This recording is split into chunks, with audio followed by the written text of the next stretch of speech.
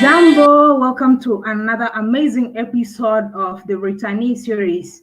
This episode is pretty different, you'll find out why. But today we're going to talk about why you should consider Nigeria as a place for repatriation. Well, without further ado, let's invite our guests. Hello, How are you?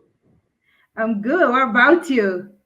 I'm doing well. I'm doing well. Thank you for having me. It means a lot. Thank you so much. You're always welcome. So you can start by introducing yourself. I know lots of people know you, but for those who don't know you, you can introduce yourself. Okay, I'm Prince Dynasty Amir, Prince Dynasty of Efe Adewale Amir.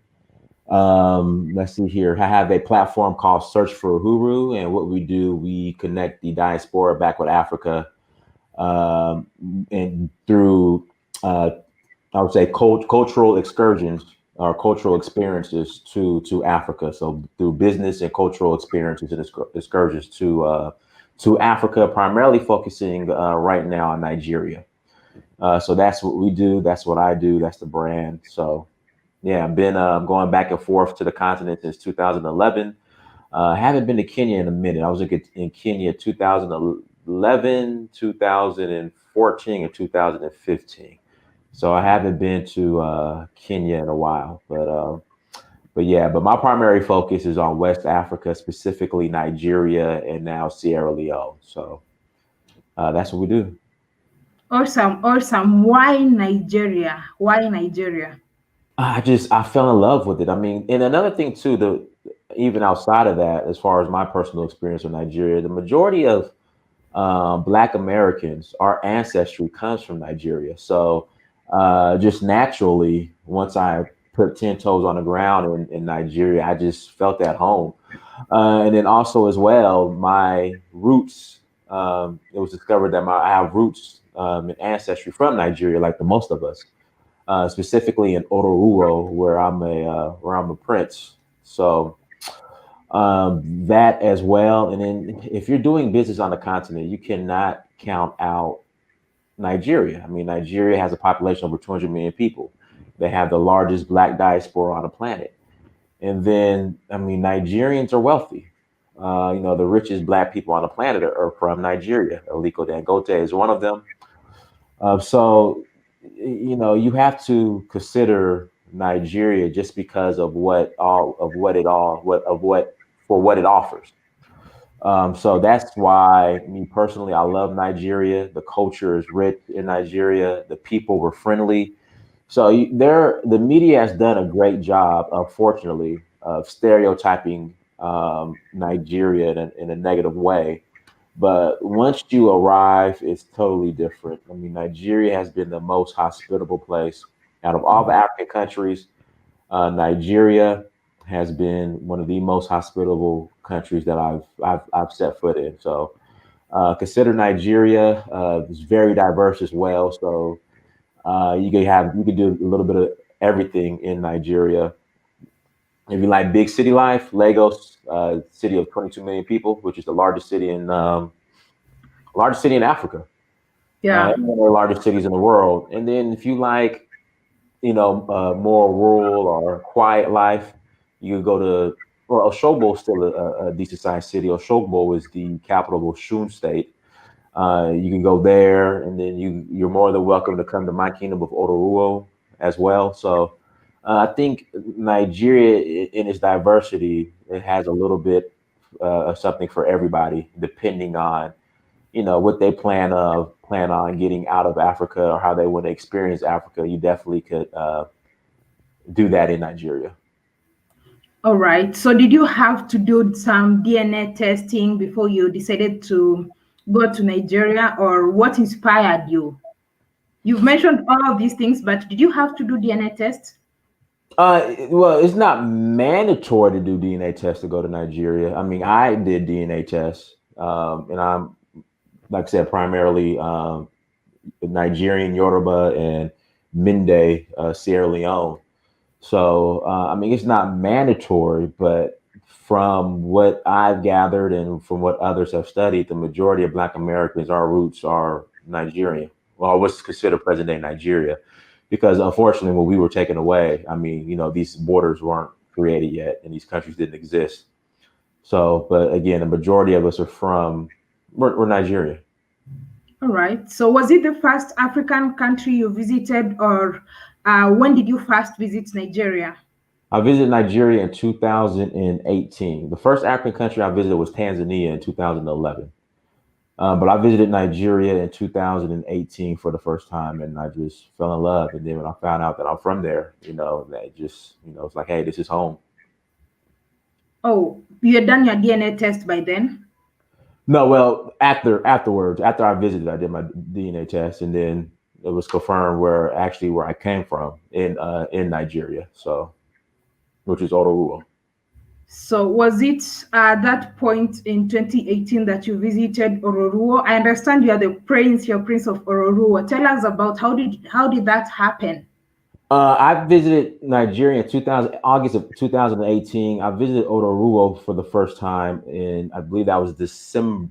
Was it January? It was December of 2018. Then I had my coronation in March of 2019.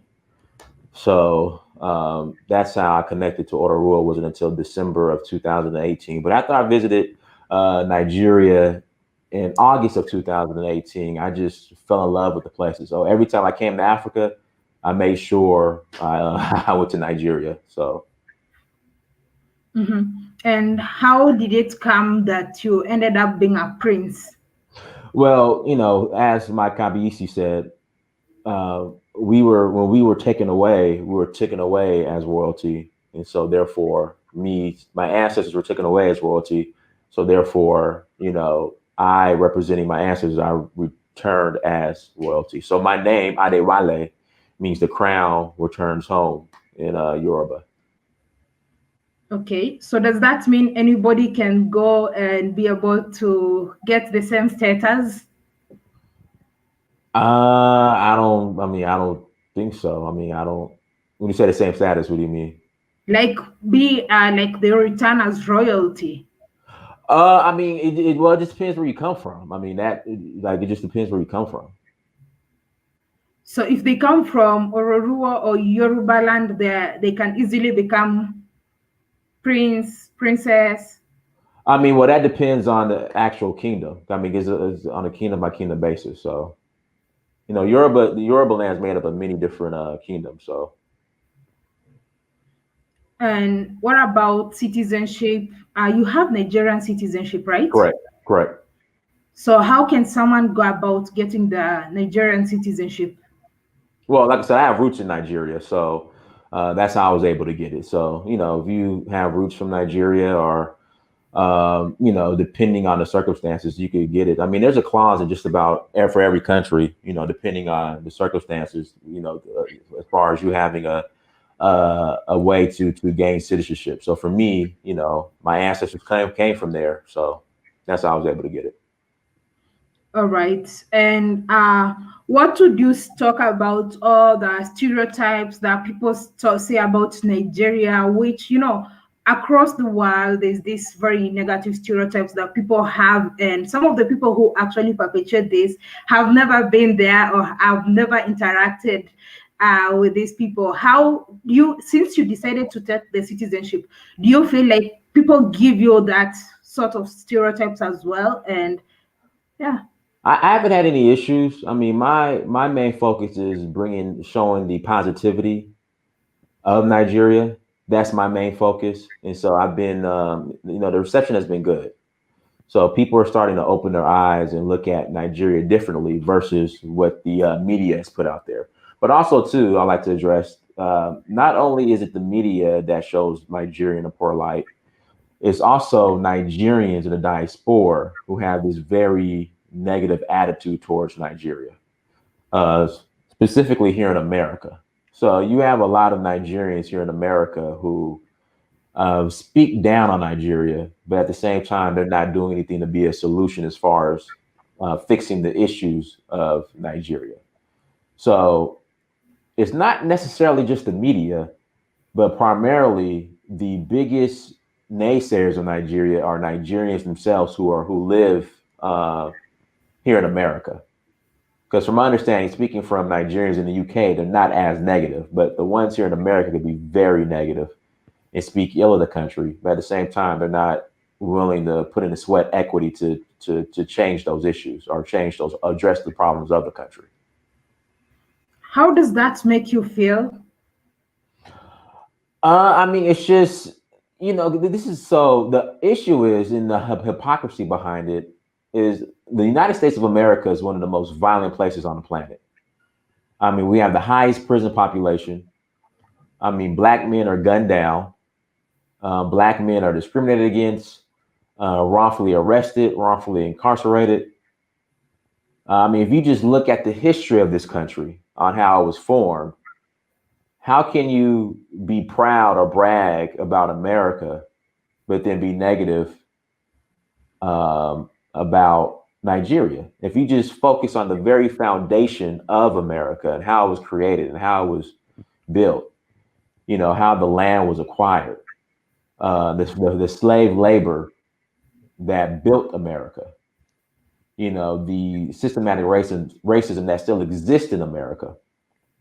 How can you praise America, but then at the same time be disgruntled and be negative when it comes to Nigeria? That's the problem. It's hypocrisy, if you ask me.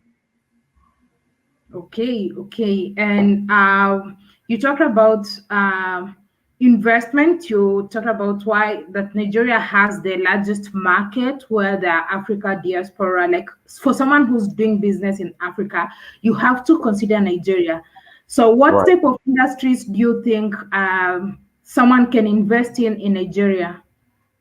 I mean, so when it comes to as far as industries, it's a very broad question because I mean you can invest in everything, especially in Nigeria. Like for example, somebody was telling me about investing in a snail farm, snails. So, people, snails are popular, as far as for either spiritual rituals or even eating in Nigeria. So it's snail farm. But I mean, the opportunities are just endless in Nigeria. I mean, again, they're just endless. So if you're considering doing business in Africa, I mean, you can't count out Nigeria, like because of just its pure size, the diaspora, the wealth, the opportunities. I mean, you cannot count out Nigeria. Awesome. And do you have any business in Nigeria?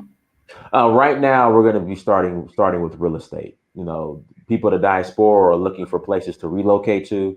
So right now, real estate is going to be the primary focus, and then from there, we'll split off and focus on other opportunities. But right now, real estate is going to be the primary focus in Nigeria for the diaspora. Tell us about your trips. I know you do organize your trips, and why should someone join your trips when I know you do some amazing trips in Nigeria? Why should someone join the trips? Well, I mean, you have to visit. I mean, the thing is, people, they'll ask a lot of questions about Africa.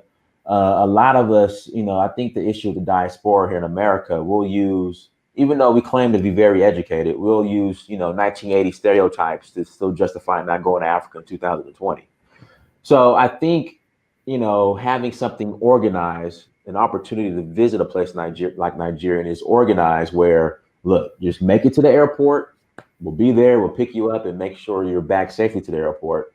And during that time, I mean, you'll experience the culture, business, so you can get an idea how Nigeria really is, and truly experience it, versus going off of the opinions of naysayers, people who are negative about Nigeria. How about you just come visit it for yourself?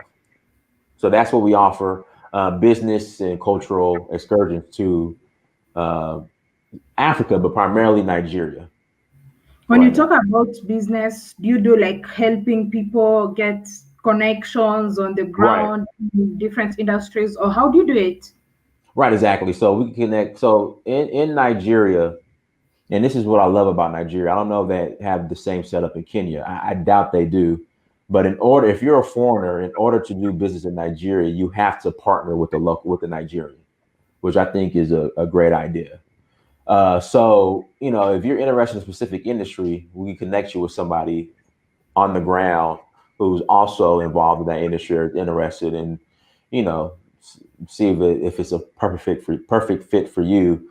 If you want to grow or establish a business in Nigeria.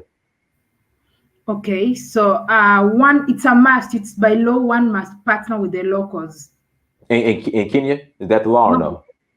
No, in Kenya, I think it's not a must. Previously, it was a must, but at the moment, it's not really a must. But it's advisable to partner with the locals. It makes I think that's important. I think that's important because at the end of the day, you want to make sure that the lion's share of whatever revenue is earned stays in that country. So, in Kenya, you have Indians, you have whites, of course they're going to pay their employees, but you never know. That money could be, the majority of the revenue could be going back to Europe and India versus in Nigeria. Not saying it doesn't happen in Nigeria, again, not saying it doesn't happen in Nigeria, but at least there's an effort to make sure that whatever revenue is earned in Nigeria, it stays in Nigeria. So I'm all for it. So what percentage in terms of partnership? Is it 50-50 or is it that the Nigerian partner has a higher share? I believe it's 50-50. I'm not sure, but for the most part, when we're doing arrangements like this, it's going to be 50-50 or maybe 51%, 49%. But when we're doing arrangements like this, we want to make sure that the lion's share is staying in Nigeria. All right. And now talking about you, do you look forward to maybe eventually fully moving? Because I know at the moment you're back and forth, Nigerian. Right. So do you look yourself that at some time you're going to settle in Nigeria? Oh, absolutely. Absolutely. Like I said, I'm going to be settling in Nigeria and Sierra Leone. So I'll be in both. So that's where I'm going to be primarily settling Nigeria and Sierra Leone. The term I have for it is Niger Salome. So Niger Salome. Niger Salome. Okay. So yeah. So that's the plan. All right. Any advice you have for Africa diaspora who are interested in moving, relocating, or even investing in Nigeria? Hit me up. Go to dynastymir.com. Send me a message. Go to dynastymir.com and send me a message. Go visit. Or come with us. We plan on doing tours. So I had a tour. So basically, the schedule for Nigeria this year, as far as tours, is going to be March, August, and November. But we're pretty much just writing 2020 off for tours. Me personally, I'll be back in Africa in November. But for next year, we're looking at August and November for tours to Nigeria. So if you want to come, you're more than welcome to come and join us. Also, too, you guys go. It's beautiful. Nigeria is a great place. So, go visit. Don't be intimidated. I think a lot of people are intimidated by Nigeria, but, you can fly direct from Atlanta. You can fly direct from New York straight to Murtala Muhammad. So, go visit. How much do the trips approximately cost? The trips usually about, right now we charge $2,500 and it's like a 6 days, 7 nights, or 6 nights, 7 days, something like that. So about 2,500 USD. That does not include your flight and your visa, but I will help in regards to acquiring your flights, and I will help in regards to making sure you get your visa. So, but 2,500, that covers from pickup, hotels, 3 meals a day, transportation, and all that good stuff. So, it's pretty competitive compared to the other tours. I wanted to make sure that the pricing was competitive. So what we're offering for 2,500, it's competitive. So basically, you mean African Americans have to apply for visa to Nigeria? They don't get it on arrival? No, you have to apply for one. Hopefully that changes, but we can help with that. But yeah, well, actually, we can do. No problem. Yeah, we can help with that. So yeah, so just if you're interested, don't allow the visa. Don't be intimidated by the visa process. We can help you guys out with that. Oh, okay, okay. I thought I always thought like most places on the continent for American citizens is visa on arrival. You know, Well, see, the Kenya. thing is, Africa is visa on arrival. well, see, and the problem is, so in East Africa, it's more you can get visa on arrival. But in West Africa, the only country that you can get visa on arrival in West Africa is Senegal. Oh wow. And Senegal and Togo. I'm sorry, Senegal and Togo. Those are the only two countries where you could get visa on arrival that I could, off the top of my head, um, with a U.S. passport. But in East Africa, you got Ethiopia, Kenya, Tanzania. I'm not Uganda, sure. Rwanda. Yeah, I'm not sure about the other countries in East Africa. Uganda. I think you get visa on arrival. So, a lot of Burundi, I believe. So a lot of these countries in East Africa, you could get visa on arrival. But West Africa, the only two countries I could think of where you get visa on arrival is going to be Togo and Senegal. And Hmm, in okay. Senegal, it's like it's not even really visa on arrival. As long as you have your U.S. passport, they just stamp in and you go. Togo, you have to pay for the visa. All right, all right. Thank you so much, Dynast. It's been a pleasure hosting you. No, no problem. Thank you. All right. All right. Thank you so much for watching that amazing episode. I hope you enjoyed it. Kindly like, share, and subscribe. And we need to reach to as many brothers and sisters out there. Until next time, kwaheri.